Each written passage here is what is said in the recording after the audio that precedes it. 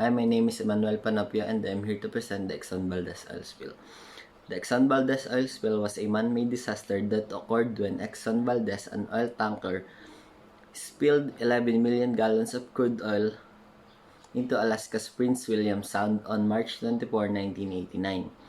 It was the worst oil spill in the U.S. history. The Exxon Valdez oil slick covered 1,300 miles of coastline and killed hundreds of thousands of seabirds, otters, seals, and whales. Nearly 30 years later, pockets of crude oil remain in some locations.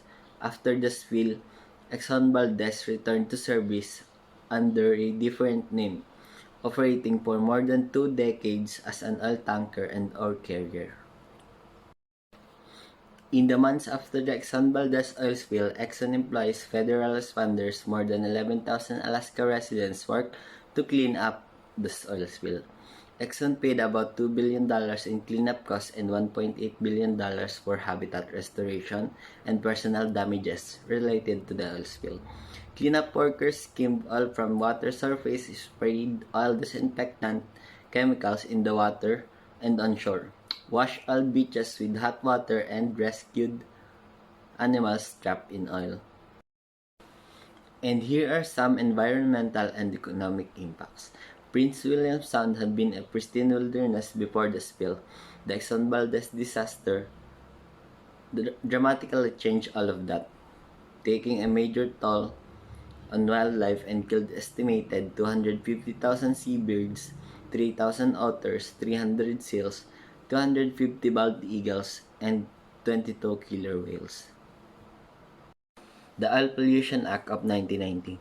In the wake of Exxon Valdez oil spill, the U.S. Congress passed the Oil Pollution Act of 1990, which President George Bush signed into law that year.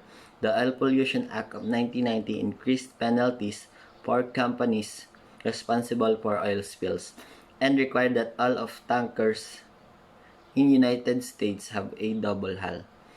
Exxon Valdez was a single-hulled tanker, a double-hulled design by making it less likely that a collision would have spilled oil might have prevented the Exxon Valdez disaster. The fate of Exxon Valdez. The ship Exxon Valdez, first commissioned in 1986, was repaired and returned to service a year after the spill in a different ocean and under a different name. The single-hulled ship could no longer transport oil in U.S. waters due to the new regulations. The ship began running all transport routes in Europe, where single-hulled oil tankers were still allowed. There it was renamed the Exxon Mediterranean, then the Sea River Mediterranean, and finally the SR Mediterranean. In 2002, the European Union banned single-hulled tankers in the former Exxon Valdez moved to Asian waters.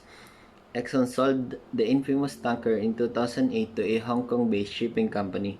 The company converted the oil tanker to an ore carrier, renaming it the Dongfeng Ocean. In 2010, the star-crossed ship collided with another bulk carrier in the Yellow Sea and was once again severely damaged.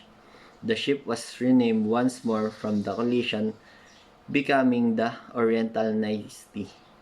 The Oriental Nasty was sold for scrap to an Indian company and dismantled in 2012. That's all and thank you.